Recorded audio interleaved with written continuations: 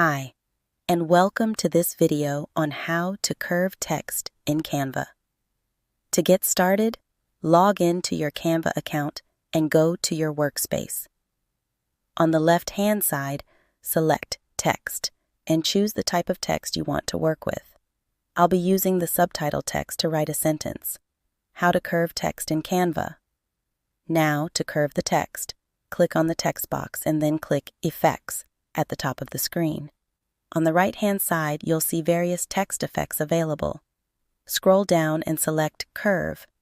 As soon as you click it, you'll see your text curved.